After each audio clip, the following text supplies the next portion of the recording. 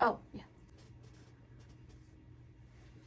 So yeah, unfortunately I didn't have any like Hollywood kind of wear, so sunglasses and horns is all your guys is gonna get for this one. If Troy Donahue could be a movie star, then I can be a movie star.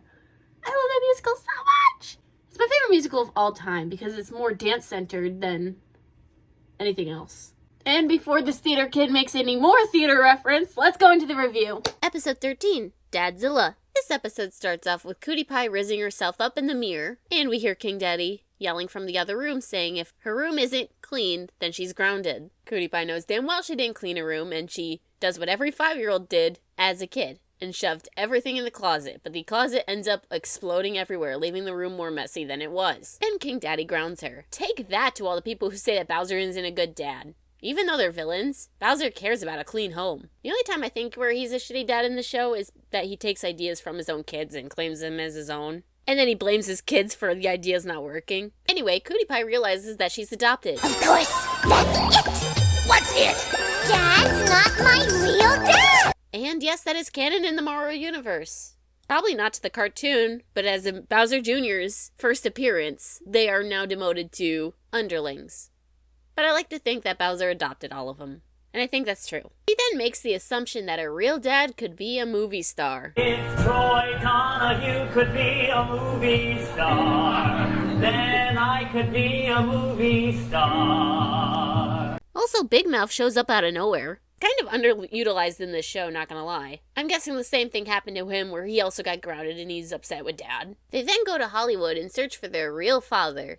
Meanwhile, Mario and Toad are searching for fire flowers. Then they almost get hit by that doom ship. The reason why is because Big Mouth and Cutie Pie are steering the ship. The two then fly into a drain pipe into the real world and the Mario gang follows them. The two are in Hollywood in search of their dad, and right on schedule, a Godzilla kaiju-like monster comes in, and it's revealed that it's actually a movie robot. Then the two think it's their real dad. Cutie Pie and Big Mouth see the robot shut down and they assume that something's wrong with him.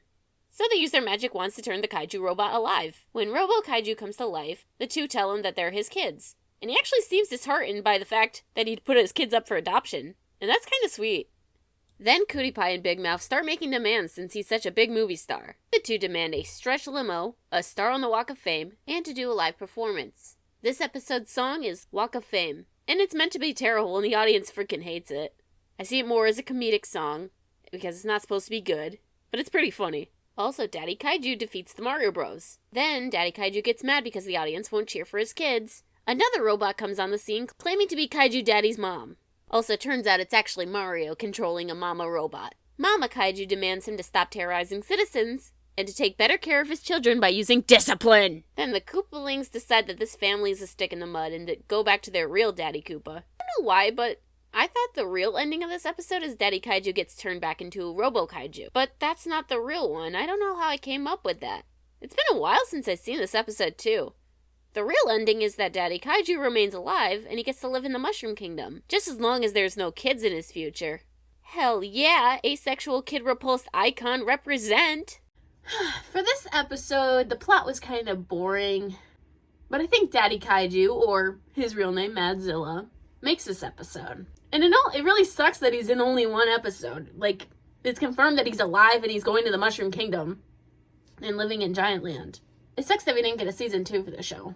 And also, I have not seen all of Super Mario World cartoon, but I doubt he's in there. It'd be perfect too, because he's a dinosaur-like creature.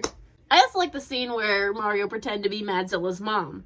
God, as a kid, I really hated Cutie Pie and Big Mouth in this episode. Even 5-year-old me was like, man, I do not want kids. And it's perfect because Ace, it just works out. I may change my mind in the future to adopt kids, but at the moment I am not financially stable or emotionally ready to have kids. So respect that decision. Also, kids can be such brats if you don't raise them right. I've seen kids bring tablets to the arcade, and they're not playing with the arcade machines, they're playing with their tablets. Brain rot at its finest.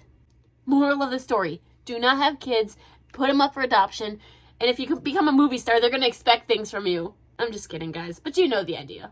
Alrighty, guys, thank you for watching, and I'll see you in the next one. Bye-bye!